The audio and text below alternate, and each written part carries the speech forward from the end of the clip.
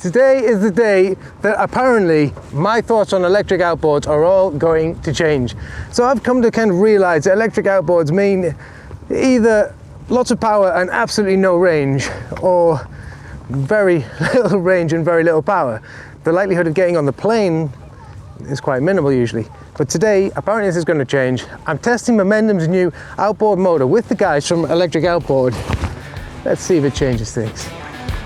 That is insane!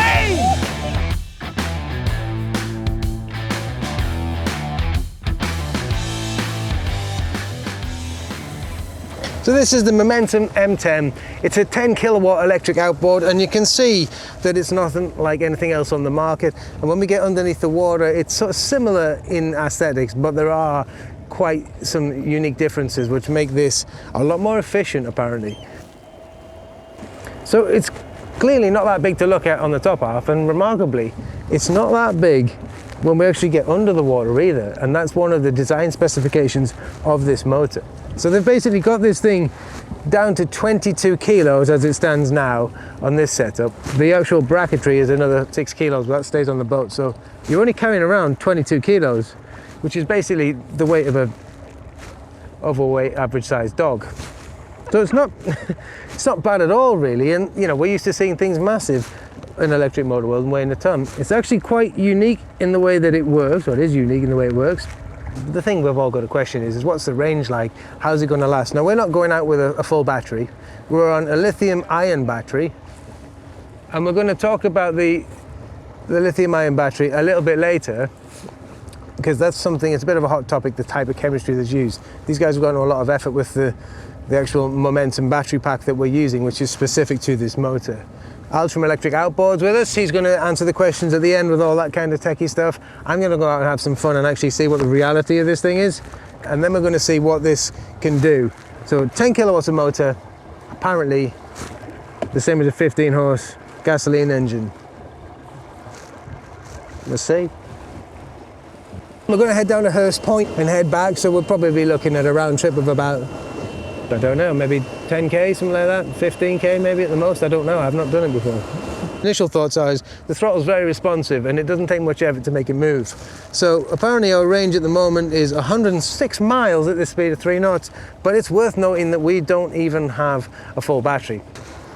Now, one of the things that most people want to know about motors in general is when you're getting up to this sort of size, is how well is it playing? Let's find out. So we've got 2 people in the boat at the moment, and we're not planing on the quarter throttle. Okay, let's disengage the quarter throttle. Going from 3 knots to full belt. Woo-hoo-hoo! Instantly on the plane. Oh my God, 15 knots just like that. And it's 60 odd kilo boat. Whoa, it's like throttle on tap. You just turn it and it goes, look at that. There's 13 knots to slow it down a bit. And just like that, 8 knots, chilled out as can be. And I just want to play with this throttle a bit more. It's just so much fun.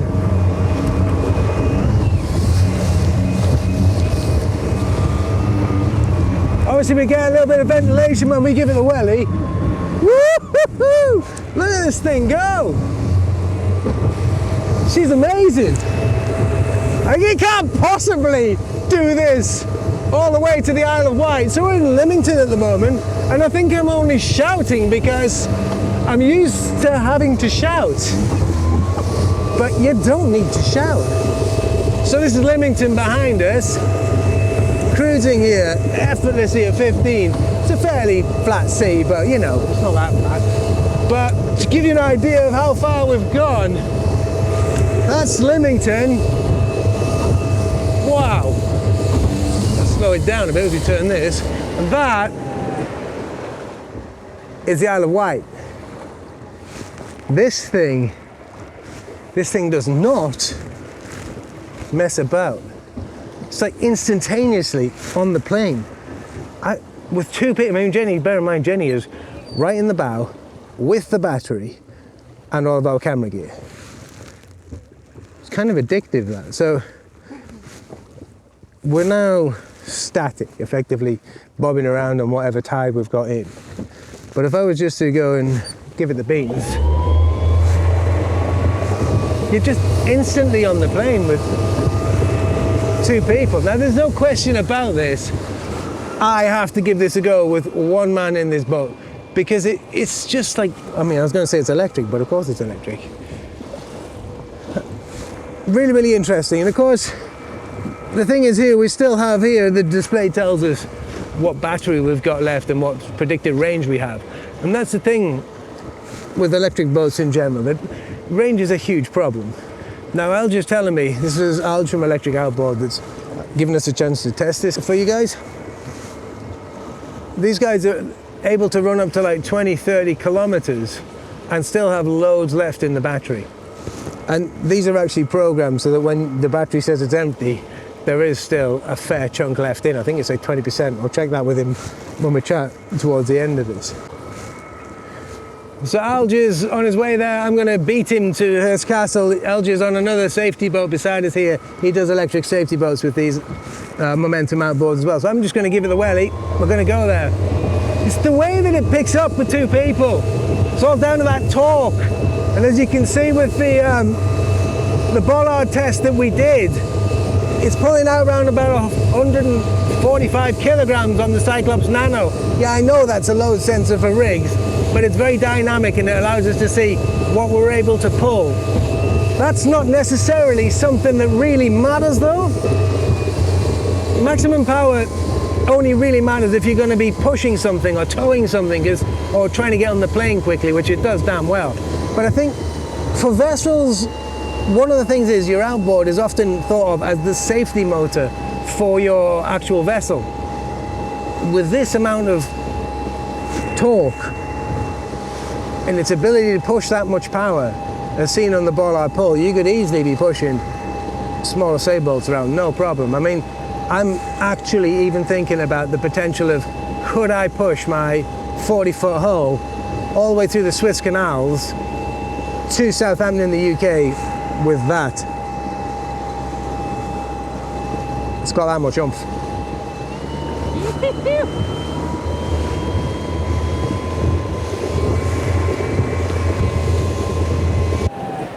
Efficiency of electric motors is definitely one of the things that we have to consider when we're looking at them, because it's all about range, isn't it? And you know, in general, you don't get speed and range together. The guys from Momentum have been working quite well on this one, I would say. I mean, initial impressions are damn powerful straight away. And we've got the motor here sitting, we're on the quarter restriction. You have to press this button to release that. And you know, we're doing 5 knots on the quarter restriction of power there. Now, they've got around efficiency problems by putting a small gearbox in it, which does mean it's a fraction louder. I mean, I'm recording sound as we go at the moment here on this app. So we're doing around about 77 decibels, 74, 75 usually actually, which is about the same as a quiet street, okay? So that's basically pretty quiet.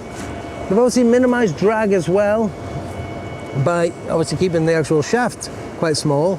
And you're able to see they've put a different kind of bulb on the bottom where the actual motor is sat in. So it's not a direct drive with the gearbox, but they've still managed to reduce the frontal area, so the resistance and the length of it. So the overall drag from the motor is less. It's really important, especially if you're thinking about putting maybe 2 on something like a bigger cat or something like that. So I think that's how they're getting around this efficiency problem that we see a lot. And effectively, you know, we still have 9 miles left of range on this thing. And we'll speed it up a little bit now, because I want to get to Hurst Castle. And the other thing they've done is they've put a 4-blade prop on it. 4-blade prop, it's going to push more water, and the motor's got so much torque it can deal with that. It's kind of not the trendy thing to do. I don't know why. It makes perfect sense. So why wouldn't we do that? Pretty cool setup, ergonomically. Kind of got a mountain bike handle grip on it here, which is quite nice. It's very soft and tactile in the hand. You're not going to slip off it. Clamps on like a mountain bike grip as well. We've got like an adjustment for friction as well. I think that's pretty cool. The actual operations for tilting the motor are quite simple. I'm going to get Jenny off the boat and I'm going to see what we can do with this thing with as a one-man band.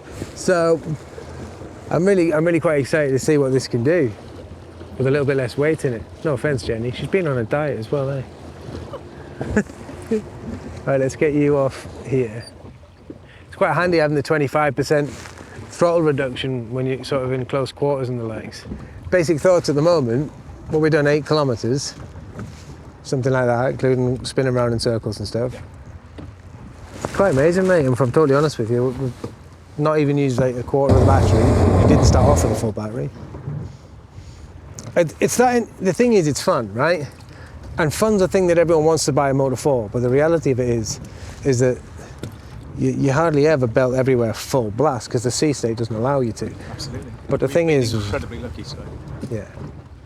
And I think the thing is, I feel like for 90% of the usage that I would ever use a boat for, even like, and I do like to go fast, I get the feeling that just range isn't the problem. If you're okay, I'll get ready to go. Yeah, man, you go for it.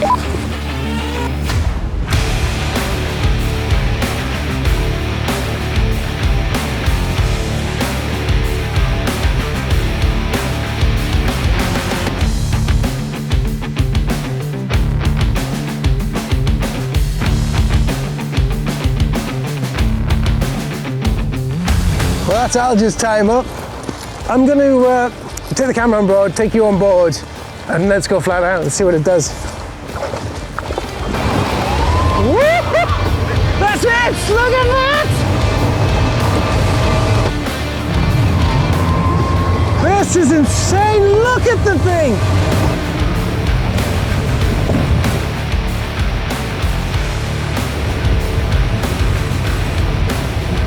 Just the raw power. I mean, from like what we're doing now, for 5 knots now, just look at this. It's 15 knots already. I know there's a lot of non-believers when it comes to the electric world.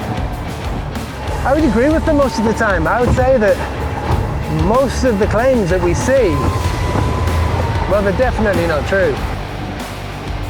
But this one is certainly a performer. So this boat is absolutely rapid. It's like so fast and fun, yet, you know, the thing is, we've been messing around with this all day, and most of it's been done at full throttle, to be fair. I kind of think it's like a bit like a 2-stroke motorbike. It's a motocross bike anyway. It's got 1 throttle wide open. It's just so much fun. But the thing is, range is always one of those things when you're messing around like a lunatic.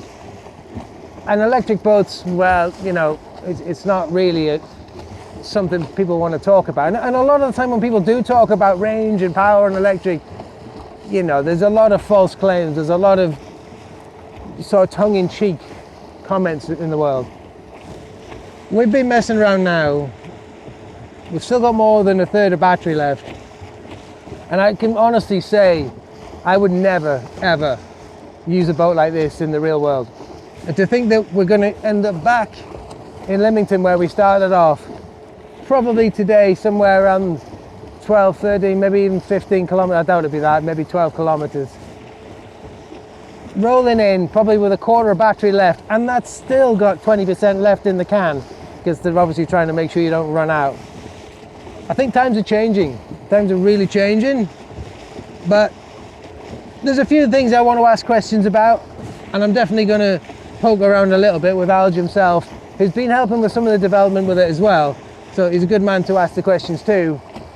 But it'd be nice to see what's actually really going on inside and what the reality of owning one of these would be like and what the longevity is going to be like as well. So on that note, back to Leamington, eh? Woo!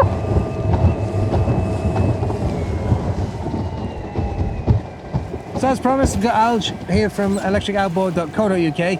Alge is the guy who brings these into the UK, and he's also the man who invited us to have a go at the Momentum M10. I'm going to ask him some more of the pressing questions that I don't want to go through myself because I don't know the answers. Lithium ion. Yep. Okay, we all know the stories of lithium ion going way back when, lithium ion phosphate being a little bit safer, etc., etc.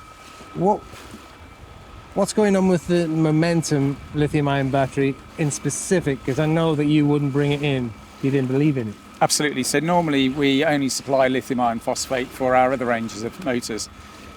This battery, though, is fulfilling very specific criteria, so it needs to output 10 kilowatts continuously.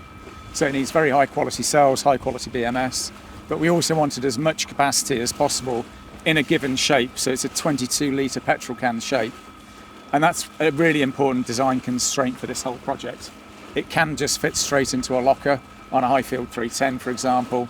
I must be honest, it's surprisingly small for the size of the capacity in it. I mean, we do expect that from that type of battery. Yeah. The guys from Momentum have had this at the bottom of the sea and one thing and another. Yep. And I understand that this is metal encased and the likes. Other interesting things are you can't short the terminals and electrocute yourself even if you try to, because it relies on an internal BMS and resistance across the terminals, which is provided by the motor connection only. So you can't electrocute yourself even if you throw it in the water.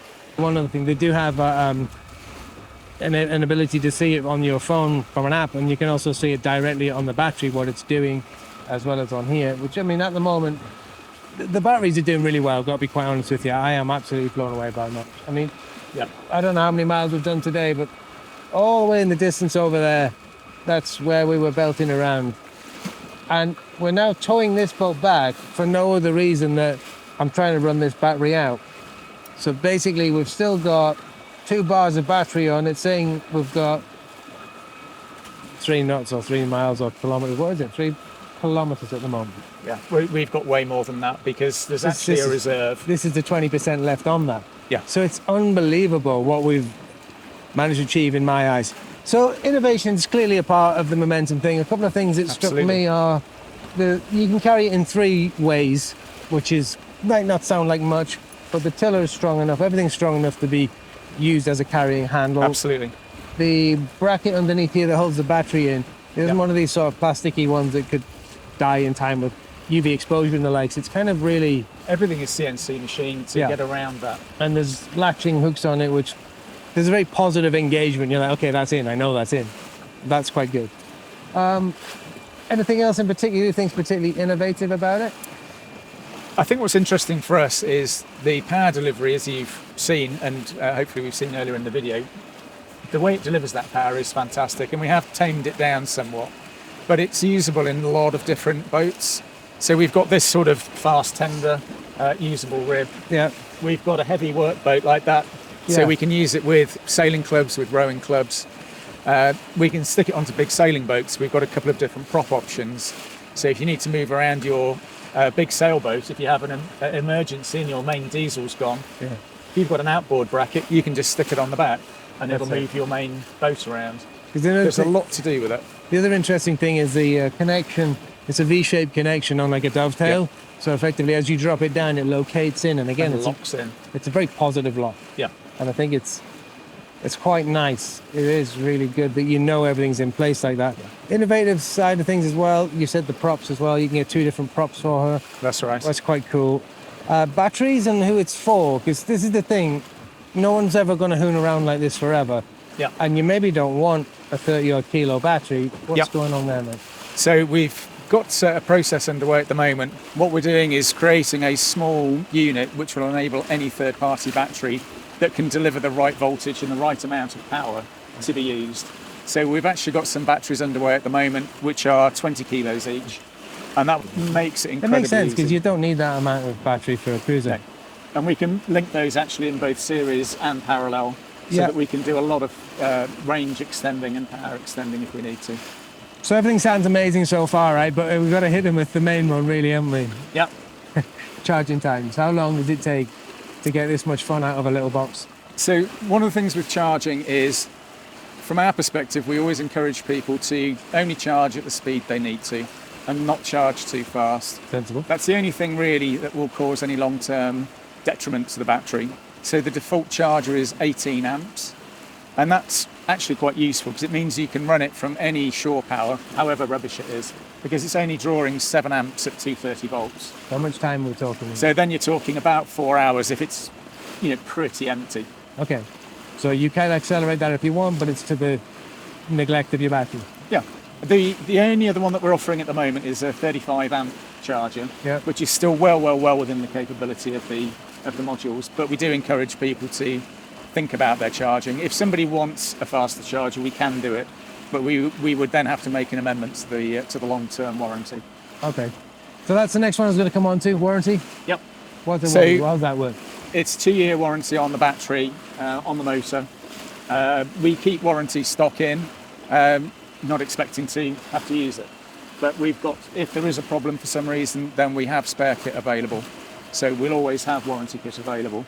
We won't be selling the warranty kit, if you know what I mean. There'll always be kit there. So if there is a problem, send it back to us. We'll ship you another unit while it's fixed. You're not going to be off the water. Well, you can't ask for more than that, really, can you? So just one question left to answer. Yep. 3 people in a dinghy, towing a dinghy with a motor left in the water. How fast will it go? Hold on tight, Jenny, we're off. So I hope you enjoyed the the video today and what we're up to. If you do like what we're doing, do subscribe, do follow us, and maybe join us on Patreon, support the channel as well. That keeps us on the water, meeting people like Alge, and seeing what we can do here. Which, I mean, are we really doing 10 knots? It's ridiculous. Okay, we'll see you next time, guys. No, we're not. We're doing 10 kilometers. Yeah. Oh, yeah. I'm putting that in the bottom. No, yeah. 10 kilometers. I kind of got confused. I was so excited. These things happen.